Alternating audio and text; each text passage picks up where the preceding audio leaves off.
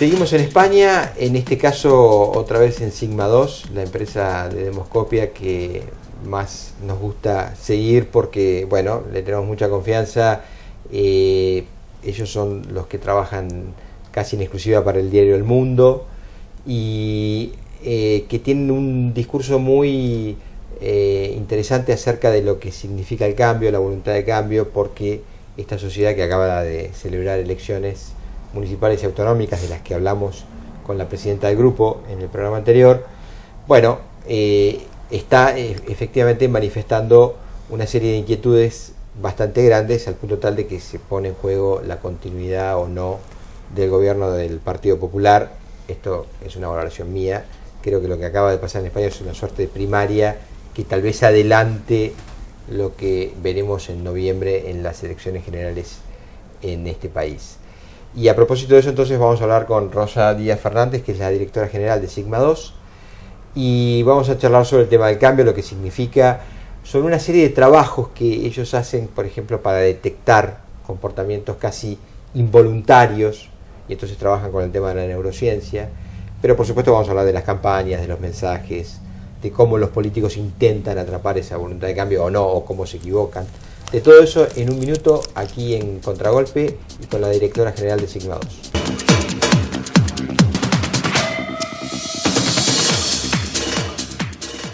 Crecer es brindar oportunidades. Crecer es motivar el desarrollo de la gente. Crecer es promover la cultura y el deporte. Queremos seguir creciendo junto a vos. Banco Ciudad. Te quiere ver crecer. 0822 20400. bancociudad.com.ar. ¿Quiénes deben vacunarse contra la gripe? Embarazadas, mamás antes de egresar de la maternidad, niños entre 6 y 24 meses, personas con enfermedades crónicas u obesidad, personal de salud y mayores de 65 años. Para ellos, la vacuna es gratuita en centros de salud y hospitales públicos de todo el país. Vacunate. Es bueno para vos. Es bueno para todos. 0800-222-1002.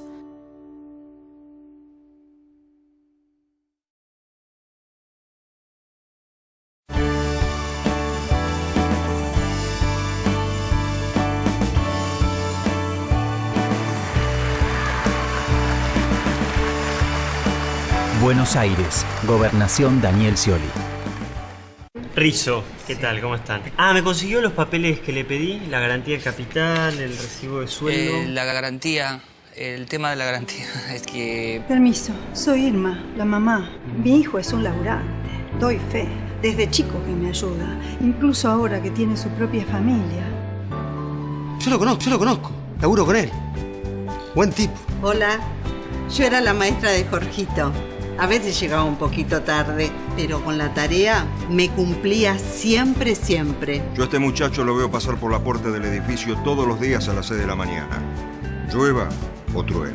Jorgito se desloma trabajando para que no nos falte nada. Yo lo conozco del club. Todos merecemos una oportunidad para seguir creciendo. Por eso la ciudad te da la garantía y el préstamo inicial para que vos y miles de personas puedan elegir dónde vivir. En la ciudad, la garantía sos vos. Alquilar se puede. Informate en www.buenosaires.gov.ar/alquilar se puede. Buenos Aires Ciudad. En todo estás vos. Este es mi lugar en el mundo. Es mi oportunidad de seguir aprendiendo, de construir mi futuro. Es el momento de soñar en grande. Cada vez que te miro, te vuelvo a elegir.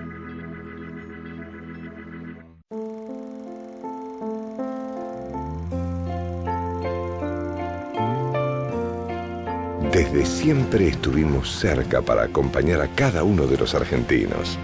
Y hoy seguimos estando para proteger las cosas que más quieren. Los tiempos cambian. Nuestro compromiso es el mismo. La Caja, una gran compañía para la seguridad de la gente.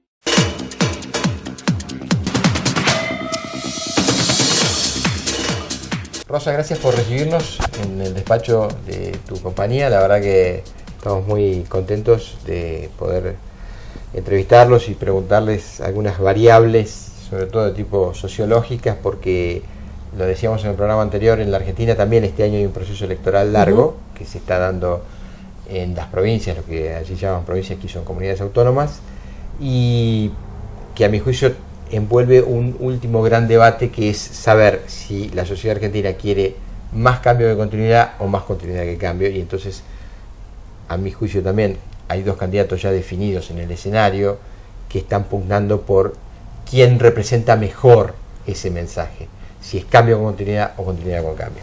Pero aquí, ya definitivamente instalados, nos da la impresión de que lo que está primando es el cambio. Algunos podrían mirar el vaso de otra manera y decir, no, los partidos tradicionales, el Partido Popular y el Partido Socialista, atraparon 52% de los votos. Ergo, la mitad de la ciudadanía dice que las cosas continúen en cierto statu quo, pero la otra mitad no. Ahora, también podríamos decir que si la tendencia continúa, definitivamente aquí en este país lo que hay es una voluntad de cambio. No sé si compartís este análisis. Bueno, muchas gracias. Estamos también encantados de que estéis aquí en Sigma 2. Bueno, vamos a ver, lo cierto es que en las elecciones municipales y autonómicas que han tenido lugar en España, evidentemente lo que evidencian, no sé si es tanto una voluntad de cambio, pero sí desde luego es un mensaje muy importante a los dos grupos hasta ahora, a las dos formaciones políticas hasta ahora, digamos, preponderantes en España, como es el Partido Popular y el Partido Socialista. ¿Aventurar que esto es la antesala de un cambio de cara a las generales? Hombre, en España ha habido otros momentos donde, por ejemplo, el Partido Popular ha perdido, no es que haya perdido, pero ha estado en situaciones similares en elecciones municipales, y luego en las generales ha superado con holgura la mayoría absoluta. Por lo tanto, yo creo que eso es un poco aventurado, el decir que ahora mismo lo que ha pasado en España sean unas primarias o, digamos, sean la antesala de lo que puede suceder de cara a las generales. Lo que sí que está claro es que lo que ha ocurrido es un mensaje no tanto de cambio a lo mejor, pero sí de cambio en los comportamientos. Es decir, yo creo que en España está habiendo un cambio generacional importante. Se han incorporado un gran número de votantes jóvenes en estas elecciones, que evidentemente son los que han digamos, catapultado también la aparición de nuevas formaciones políticas.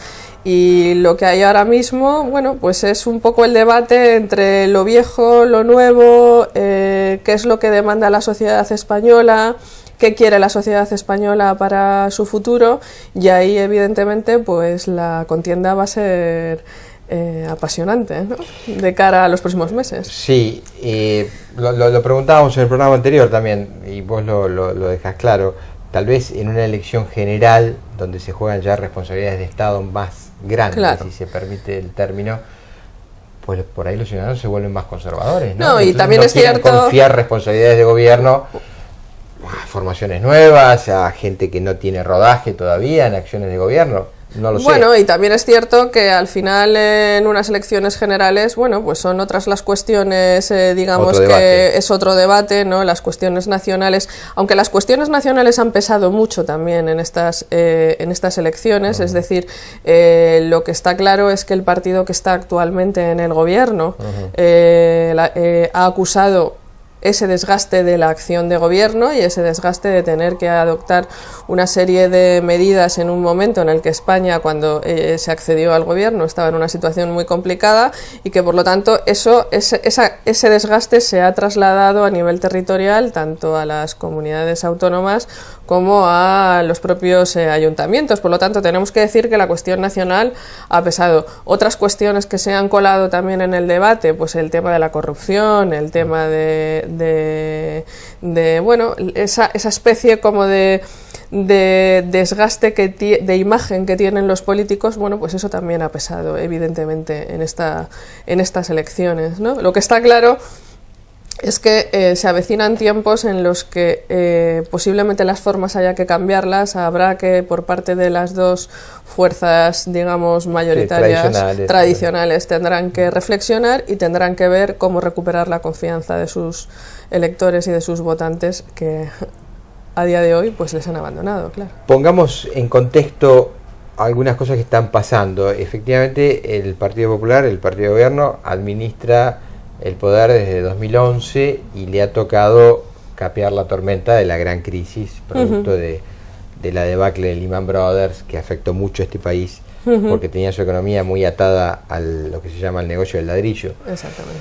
Entonces, efectivamente, ha habido una serie de medidas muy antipáticas, muy antipopulares, que generaron un gran desgaste. Ahora, también en todos los círculos económicos de prestigio, y hasta ya diría casi todos, prestigio o no prestigio, se reconoce que la economía empieza a despertar por el buen sendero, que las cosas cambian, que hay un cambio de expectativa en el ámbito económico, en la expectativa. Entonces la pregunta es esta, porque también hay una frase muy hecha que se dice: en todas partes del mundo la gente vota con el bolsillo, vota como le va en la feria. Si esa voluntad de cambio que se está expresando en la sociedad española no choca contra el cambio económico por la buena senda, y pareciera que no termina de conjugarse esos dos vectores, bueno, ¿qué pasa? Que también se impuso un cambio, si vos querés, desde lo moral, desde lo ético. O sea, que la sociedad está demandando otras cosas aparte de lo económico. Totalmente, o sea, ¿eso de acuerdo. se puede ver en los estudios de campo? Estoy absolutamente de acuerdo. Vamos a ver, es decir, no todo es la economía. Aquí, desde luego, en Sigma 2 nosotros, no solamente en las encuestas, sino en los estudios cualitativos, es decir, cuando hacemos focus group, cuando se hacen los focus group. Cuando se hacen los focus group, donde ya entablas un diálogo y entablas una conversación. Aclaramos, tal vez el focus group es una reunión muy pequeña, moderada por psicólogos, donde aparentemente al azar sociólogos, se disparan temas que no son tan azarosos, sino precisamente tan bien direccionados. Exactamente. Pero que bueno, que buscan cierta distracción para que se generen respuestas espontáneas. Exacto. Y entonces en esos grupos de discusión, en esos estudios, nosotros evidentemente detectamos que está habiendo un cambio, es decir, o sea, la política ya no, o la economía ya no es la base por el cual los ciudadanos perciben la política solamente como algo útil, ¿no? Es decir, no basta con dar datos. Yo siempre lo digo, cuando nosotros hablamos con nuestros clientes y les trasladamos los resultados de los estudios, siempre les decimos lo mismo, es decir, hay que humanizar los datos. ¿Por qué? Porque detrás de cada éxito económico hay un esfuerzo, y detrás de cada fracaso económico hay un drama. Y eso son personas, son familias. Entonces, quizás a lo mejor lo que les falta a los políticos, quizás a lo mejor el esfuerzo que tiene que hacer este gobierno es por explicar desde un punto de vista más humano, más cercano a los ciudadanos. ¿No ves un gobierno frío, digamos? Bueno, con falta de comunicación. Vamos a ver, yo creo que en esto de la comunicación, como todo en la vida, hay que poner las cosas en su justa medida. Evidentemente lo que ha pasado en España y lo que está pasando en España, y un poco lo que se ha visto tras estos comicios, es que no todo es la economía. Es decir, los ciudadanos ahora mismo lo que están demandando por parte de los responsables políticos es, además de una buena gestión, una serie de comportamientos, una serie de ética y una serie de moral que necesitan que se les traslade y que necesitan además tenerlo como referencia, ¿no? A propósito de eso, yo quería, para entrar en debate, porque es materia de análisis, sobre todo de este capítulo del programa, que tiene que ver con las campañas, con los mensajes, con el contexto donde se dan esas campañas, esos mensajes. Y digo, y hago este introito porque no es para personalizar, pero es que es el ejemplo que tenemos para usar como disparador de esta conversación. En Madrid, el partido de gobierno elige como candidata a alcalde a una figura, a mi juicio, muy refractaria, es decir, que podía consolidar los votos que naturalmente se identifican con un espacio de derecha, más que de centro derecha, de derecha, por el personaje que se llama Esperanza Aguirre, que fue presidente de esta comunidad 8 años y fue ministra de Aznar, pero que ella misma, por ejemplo, se vanagloria de ser la Margaret Thatcher española. Lo ha dicho en cantidad de oportunidades y en cantidad de discusiones. Yo soy la Margaret Thatcher española y estoy muy cómoda en ese lugar. Y entonces uno decía desde afuera, como observador y tal vez como analista de estos temas, que bueno, era un avión que se iba a chocar contra una torre, porque no era eso lo que estaba demandando la sociedad, después de una crisis tan larga, tan prolongada, tan dolorosa, con pérdidas y recortes en lo social, en muchos campos, en la asistencia del Estado. Entonces, claro, venderte como la Margaret Thatcher, que vas a venir a recortar más prácticamente, pues probablemente era como una crónica de una muerte anunciada. No sé si ustedes valoraban eso o vamos a ver. Otras... Aquí lo que está muy claro, y además así lo veníamos viendo nosotros en los sondeos, es que estaba habiendo una tendencia en el que fuerzas políticas, por ejemplo, como Podemos y Ciudadanos, estaban emergiendo y estaban eclosionando de una manera potente, ¿no? Antes hablábamos de que se estaba imponiendo una nueva forma de hacer política que no solamente era la de reivindicar la buena gestión, ¿no?, sino también la de reivindicar los comportamientos. Nosotros aquí nos gusta mucho lo de humanizar los datos, es decir, ¿por qué? Porque detrás de cada éxito económico, detrás de cada éxito, digamos, político, detrás de cada éxito que realiza un gobierno, hay un dato, hay una familia, hay una persona, hay un esfuerzo, hay un trabajo, y detrás de cada fracaso hay evidentemente también una familia, hay un esfuerzo. Entonces nos gusta hablar de humanizar los datos. ¿Por qué? Porque los ciudadanos no solamente quieren que los políticos les cuenten lo bien que van las cosas, lo que hacen, sino quieren también un poco que se tenga esa sensibilidad hacia el esfuerzo colectivo. No olvidemos además que, bueno, cuando un gobierno toma medidas, pero realmente quien hace el esfuerzo último para que las cosas vayan bien son los ciudadanos, ¿no? Entonces, en el caso, por ejemplo, de Madrid, hay una cosa que ha sido definitiva, ha sido la campaña electoral. Es decir, a diferencia de lo que ocurría en otras épocas, en los que la última semana de campaña no decantaba de manera, digamos, espectacular el voto hacia un lado o hacia otro, en España ya lo hemos visto, lo vimos en las elecciones europeas, donde Podemos emergió con una fuerza tremenda, y lo hemos visto ahora en estas elecciones, donde Podemos se ha quedado prácticamente a la par que el Partido Popular en el Ayuntamiento de Madrid, justo precisamente en la última semana de campaña. Hombre, yo creo que Esperanza Aguirre ha hecho una cosa, y ha elegido como su opositora a la señora Carmena de Podemos. ¿Esto en qué ha beneficiado a la señora Carmena? De ser una figura desconocida, aunque concurriera con una marca que era muy conocida, pero que como candidata era absolutamente desconocida, ha pasado a ser, en cuestión de muy poco tiempo, la opositora de Esperanza Aguirre, con lo cual Esperanza Aguirre le ha dado categoría de figura política de primer orden.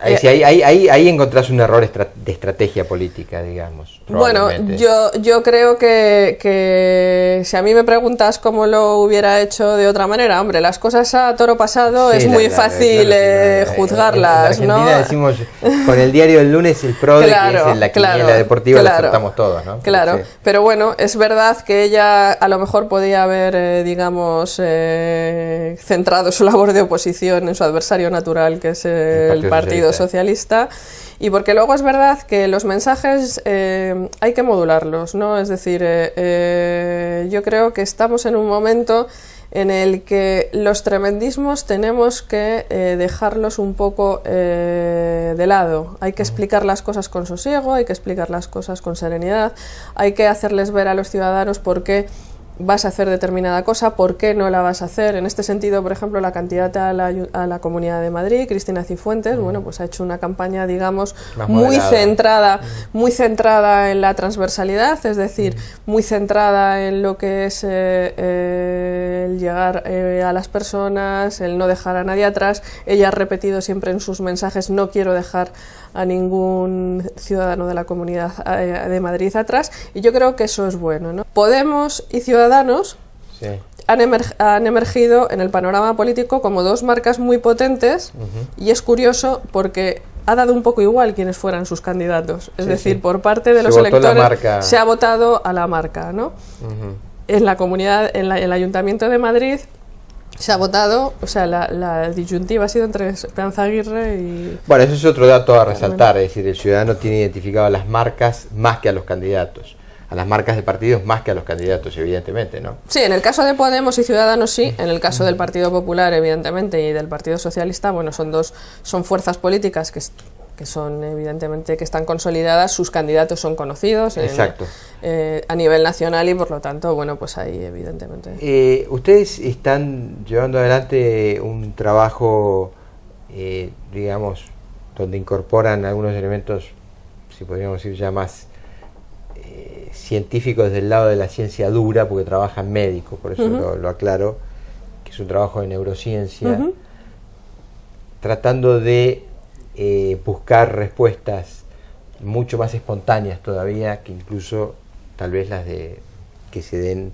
aleatoriamente en un focus group. No sé si presento bien el tema de la neurociencia. Sí. ¿En qué consiste concretamente y qué se busca percibir cuando se hace un trabajo de esta naturaleza? Vamos a ver, nosotros hemos incorporado nosotros lo que pretendemos es a través de la neurociencia conocer cuál es la reacción primaria ante un estímulo determinado, y en este caso es la neurociencia aplicada a los estudios de mercado, que pueden ser estudios políticos, pueden ser estudios de publicidad, imagen, etcétera, etcétera, ¿no? Con la neurociencia utilizamos 3 tecnologías, que es tecnología médica. Esto es importante aclararlo porque el material, es decir, la técnica que se utiliza es la técnica que utilizan los médicos para el diagnóstico de patologías de carácter médico, ¿de acuerdo? Tiene que ser utilizado por médicos, tiene que ser analizado por médicos y por lo tanto luego nosotros lo que hacemos es con esos resultados transformamos esa información en el conocimiento, ¿de acuerdo? Utilizamos 3 técnicas que son el electroencefalograma, la resonancia magnética y una tercera técnica que no es médica en el sentido digamos estricto, que se utiliza también en el ámbito de publicidad, de la publicidad, etcétera, que es el eye tracking, ¿no? Que es el seguimiento ocular de la pupila ante determinado estímulo. ¿Qué pretendemos con esto? Por ejemplo, con el electroencefalograma. Bueno, pues hemos hecho algún estudio en el que hemos puesto la imagen de los candidatos asociada a determinados conceptos, y a través de ese electroencefalograma lo que hemos detectado es lo que realmente le sugiere a esa persona ese estímulo antes de que pueda racionalizarlo, ¿de acuerdo? Es decir, por ejemplo, un color, una imagen, un discurso, la imagen de un candidato.